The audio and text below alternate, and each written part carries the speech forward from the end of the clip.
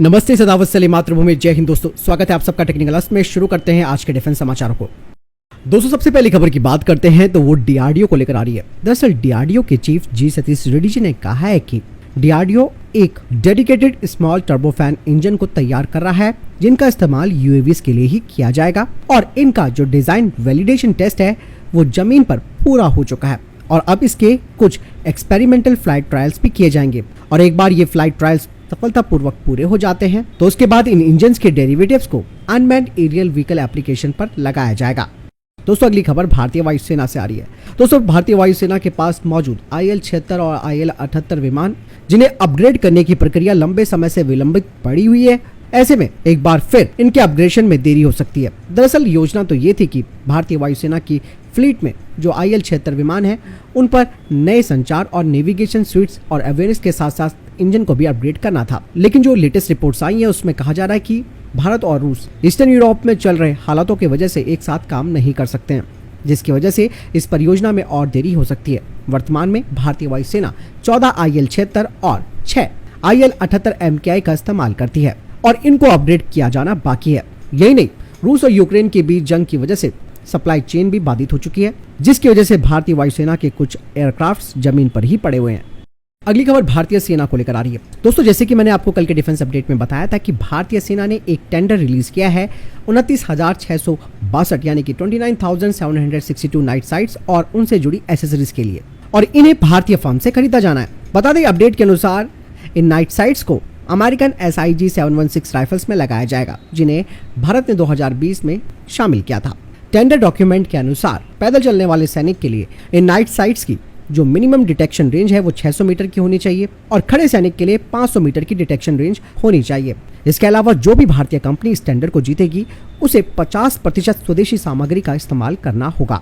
हालांकि दोस्तों इस टेंडर में है तो कई सारी कंपनियां, लेकिन काफी हद तक ये उम्मीद लगाई जा रही है कि बेंगलुरु आधारित प्राइवेट सेक्टर की फर्म टॉनबो इमेजिंग इस दौड़ में सबसे आगे चल रही है, क्योंकि टॉनबो इमेजिंग ने पहले ही भारतीय सेना को साइट्स की आपूर्ति की है और यही नहीं, टॉनबो इमेजिंग ने इजराइल और फ्रांस की स्पेशल फोर्सेस को भी इनकी सप्लाई की है।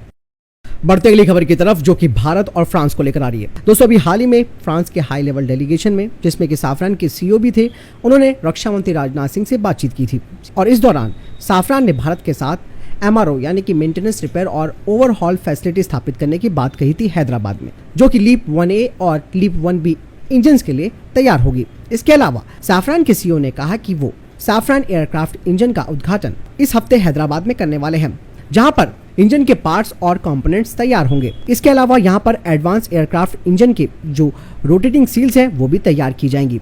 वहीं दूसरी तरफ Safran electrical and power India limited Hyderabad में भी अपनी सुविधा स्थापित करेगी, जहां पर हार्नेस का उत्पादन किया जाएगा सिविल और फाइटर जेट्स के लिए। बता दें कि HAL Safran engine joint venture भी बैंगलोर में स्थापित होगा, जहां पर रिजिड पाइपिंग का प्रोडक्शन यानी कि उत्पादन किया जाएगा फाइटर जेट्स के इंजन और हेलीकॉप्टर्स के लिए। दोस्तों अगली खबर की बात करते हैं तो स्विफ्ट यूकैफ को लेकर आ रही है। दरअसल आप सबको मालूम ही है कि स्विफ्ट यूकैफ ने अपनी पहली फ्लाइट पूरी की है, लेकिन अब एरोनॉटिकल डेवलपमेंट एस्टेब्लिशमेंट ने कहा है कि वे 10 और फ्लाइट टेस्ट करेंगी स्विफ्ट का, जिसमें कि फ्लाइट टेस्ट वर्टिकल स्टेबलाइजर के साथ भी होगा और बिना स्टेबलाइजर के साथ भी होगा। बता दें कि इन सभी फ्लाइट टेस्ट के पूरा होने के बाद aeronautical development establishment 13 ton Indian strike unmanned aerial vehicle के लिए एक डिटेल प्रपोजल तैयार करेगी। बता दें कि इसमें ड्राई कावेरी इंजन का इस्तेमाल किया जाएगा पावर देने के लिए, जिसे कि 2024 तक सर्टिफिकेशन मिल जाएगा और 2026 से इसका उत्पादन शुरू हो जाएगा। एरोनॉटिकल डेवलपमेंट एस्टेब्लिशमेंट और इंडियन एयरफोर्स की योजना है कि वे दोनों इस प्रोग्राम पर मिलकर काम करेंगे, जिसके तहत 13 टन का ये जो Indian strike unmanned aerial vehicle है वो 2030 से वास्तविक होना शुरू हो जाएगा। दोस्तों अगली खबर भारतीय सेना को लेकर आ रही है। भारतीय सेना ने एक एक्सेप्टेंस ऑफ नेसेसिटी जारी की है wheeled armour fighting vehicles platform के लिए और एंटी टैंक गाइडेड मिसाइल के लिए। कहा जा रहा है कि इन्हें भारतीय कंपनियों से ही खरीदा जाएगा। इसके अलावा ये भी कहा गया है कि स्वदेशी रूप से तैयार किए जाने वाले व्हील्ड आर्मर्ड फाइटिंग व्हीकल्स के प्रोटोटाइप में 50% स्वदेशी सामग्री होनी चाहिए और रिक्वेस्ट फॉर इंफॉर्मेशन जारी होने के 36 महीनों के अंदर इनके फील्ड ट्रायल्स शुरू हो जाएंगे। हालांकि दोस्तों भारतीय सेना के स्टैंडर्ड में टाटा मोटर का wheeled armour fighting vehicle front runner के तौर पर उभरा है, जिसमें कि 30 mm का टर्रेट है। इसके अलावा M151 रिमोट वेपन स्टेशन है जो कि 12.7 mm मशीन गन से लैस है। इसके अलावा इसमें एंटी टैंक मिसाइल सिस्टम भी मौजूद है। दोस्तों अगली खबर भारतीय नौसेना को लेकर आ रही है। भारतीय नौसेना ने अब अपने एयरक्राफ्ट कैरियर के लिए 26 carrier borne fighter jets aircraft खरीदने की जो प्रक्रिया है उसे तेज कर दिया है। भारतीय नौसेना का कहना है कि इसे गवर्नमेंट टू गवर्नमेंट डील के तहत खरीदा जाएगा, लेकिन लंबे वक्त के लिए स्वदेशी TEDBF भारतीय नौसेना की सारी जरूरतों को पूरा करेगा।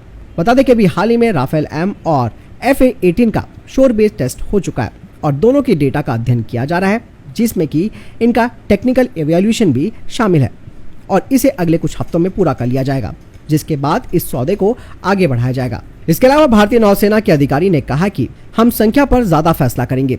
हमारी जरूरत 2 इंजन वाले डेक आधारित फाइटर जेट की है, जो कि TEDBF के रूप में तैयार किया जा रहा है।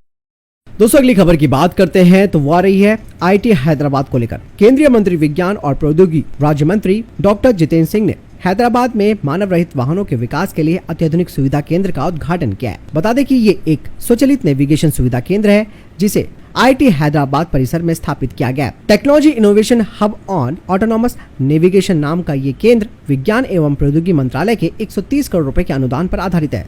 यहाँ भारत को भविष्य और अगली पीढ़ी की स्मार्ट मोबिलिटी तकनीक में एक नया वैश्विक खिलाड़ी बनने की क्षमता मिलेगी और इस केंद्र में मानव रहित हवाई एवं स्थलीय वाहन विकसित किए जाएंगे। डॉक्टर जितेंद्र सिंह ने बताया कि दुनिया भर में नियंत्रित वातावरण में मानव रहित और इनसे जुड़े वाहनों के संचालन की जांच के लिए सीमित टेस्ट बेड या प्रोविंग ग्राउंड मौजूद है। इस टेस्ट बेड में सिमुलेशन प्लेटफॉर्म भी शामिल है।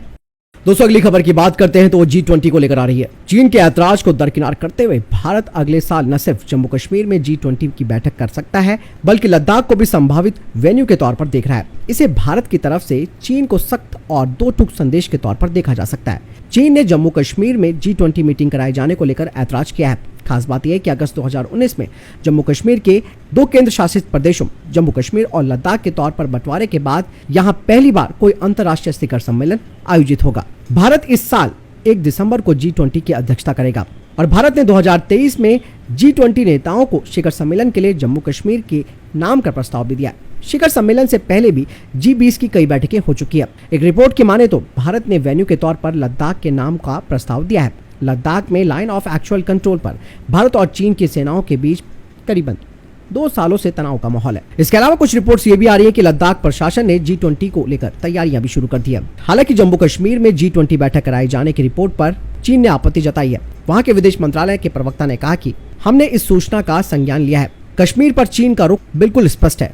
ये भारत और पाकिस्तान के बीच पहले से चला आ रहा मुद्दा है। पाकिस्तान भी जम्मू कश्मीर में G20 बैठक कराए जाने का विरोध कर रहा है। बता दें कि G20 दुनिया की 20 बड़ी अर्थव्यवस्थाओं वाले देशों का समूह है। भारत के अलावा America, UK, Argentina, Australia, Brazil, Canada, चीन, Germany, France, Indonesia, Italy, Japan, Mexico, रूस, सऊदी अरब, दक्षिण अफ्रीका, दक्षिण कोरिया और तुर्की इसके सदस्य हैं।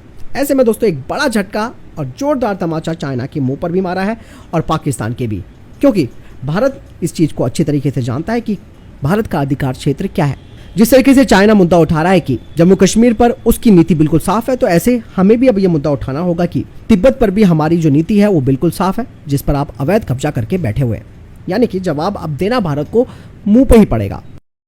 दोस्तों अगली खबर की बात करते हैं तो वो भारतीय सेना को लेकर आ रही है। संयुक्त राष्ट्र के महासचिव एंटोनियो गुटेरेस ने भारतीय सेना के लेफ्टिनेंट जनरल मोहन सुब्रमण्यम को दक्षिण सूडान में संयुक्त राष्ट्र मिशन का अपना नया फोर्स कमांडर नियुक्त किया है। कहा जा रहा है कि वे भारतीय सेना से ही संबंध रखने वाले लेफ्टिनेंट जनरल शैलेश तिनाइकर का स्थान लेंगे। तिनाइकर को मई 2019 में फोर्स कमांडर नियुक्त किया गया था। बता दें कि लेफ्टिनेंट जनरल सुब्रमण्यम ने 36 साल तक भारतीय सेना में सेवाएं दी है। हाल ही में उन्होंने मध्य भारत में military region operational and logistic readiness zone के जनरल ऑफिसर कमांडिंग के रूप में भी सेवाएं दी है। बता दें कि सुब्रमण्यम ने वियतनाम, लाओस और कंबोडिया में भी भारत के रक्षा अताशे के रूप में और 2000 में सिएरा लियोने में संयुक्त राष्ट्र मिशन के साथ एक स्टाफ ऑफिसर के रूप में भी काम किया है। इसके अलावा लेफ्टिनेंट जनरल मोहन ने डेजर्ट सेक्टर में एक वायु रक्षा रेजिमेंट, एक माउंटेन ब्रिगेड और पूर्वी थिएटर में एक इन्फेंट्री डिवीजन और मध्य भारत में एक सैन्य क्षेत्र की कमान भी संभाल रखी है। दोस्तों अगली खबर की बात करते हैं तो पाकिस्तान को लेकर आ रही है। पाकिस्तान की आर्थिक बदहाली लगातार बढ़ती जा रही है और इसका असर अब उसकी सेना में दिखने लगा है। IMF की ओर से उसे दिए गए कर्ज के तहत एक शर्त ये रख दी गई थी कि वो अपने नए वित्त वर्ष में बजट सरप्लस की स्थिति बनाएगा। इस शर्त को पूरा करने के लिए पाकिस्तान को अपने सैन्य बजट में कटौती करनी पड़ी है। बता दें कि पाकिस्तान ने अपनी सेना के बजट में 20% तक की कटौती कर दी है। बीते कुछ सालों में ये दूसरा मौका है जब पाकिस्तान को अपने रक्षा कार्यक्रमों में कटौती करनी पड़ रही है। ऐसा वित्तीय संकट और IMF की ओर से तय की गई शर्तों के तहत उसे करना पड़ा है। दोस्तों अगली खबर पाकिस्तान और तुर्की को लेकर आ रही है। पाकिस्तान और तुर्की धर्म के नाम पर आपसी सैन्य और रणनीतिक संबंधों को मजबूत करने जा रहे हैं। दोनों देशों ने मिलिट्री ट्रेनिंग, हथियारों की खरीद फरोख्त और टेक्नोलॉजी के आदान प्रदान पर सहमति जताई है। वर्तमान में तुर्की लैंड फोर्सेज के कमांडर जनरल मूसा पाकिस्तान की यात्रा पर है। इस दौरान रावलपिंडी में पाकिस्तानी सैन्य मुख्यालय में दोनों देशों के सैन्य प्रमुखों के बीच बैठक में सहमति बनी है। तुर्की नाटो सदस्य होने के साथ ही हथियार निर्माण उद्योग में काफी आगे बढ़ा है। ऐसे में अगर तुर्की सैन्य स्तर पर पाकिस्तान की सहायता करता है तो उससे भारत की चिंता बढ़ सकती है। अब ये कहा जा रहा है कि तुर्की और पाकिस्तान की नजदीकी बढ़ने से कश्मीर में आतंकवादी घटनाओं में इजाफा हो सकता है। पाकिस्तानी सेना प्रमुख जनरल बाजवा और तुर्की लैंड फोर्स के कमांडर जनरल मूसा के बीच हुई बैठक के दौरान दोनों देशों के बीच सैन्य संबंधों को मजबूत करने पर सहमति बनी है। इसके जरिए तुर्की और पाकिस्तानी सेना ट्रेनिंग और आतंकवाद विरोधी अभियानों में अपने हुनर को निखारेगी। दरअसल दोस्तों पाकिस्तान और तुर्की पिछले 10 साल से काफी करीब आए हैं। इसकी वजह सऊदी अरब की भारत के साथ बढ़ती नजदीकी है। कश्मीर में अनुच्छेद 370 के खात्मे के बाद सऊदी की बेरुखी ने पाकिस्तान को तुर्की के और करीब कर दिया। वहीं दूसरी तरफ तुर्की इस्लामिक देशों का मसीहा बनने की होड़ में है और पाकिस्तान के कंधे पर बंदूक रखकर चलाना चाहता है। जितनी तेजी से दोनों देशों के बीच रक्षा संबंध बढ़ रहे हैं उससे वो दिन अब दूर नहीं रह जाएगा जब पाकिस्तान अपने आधे से ज्यादा हथियार इसी देश से खरीदेगा। तो दोस्तों ये थे अभी तक के टॉप डिफेंस और इंटरनेशनल अपडेट्स। वीडियो के सामने कोई प्रश्न जवाब आपको कोई सवाल है कमेंट सेक्शन में लिखकर जरूर पूछ सकते हैं। मिलता हूं नई जानकारी के साथ। ख्याल रखिएगा अपना और चैनल जरूर सब्सक्राइब कीजिएगा। जय हिंद, वंदे मातरम।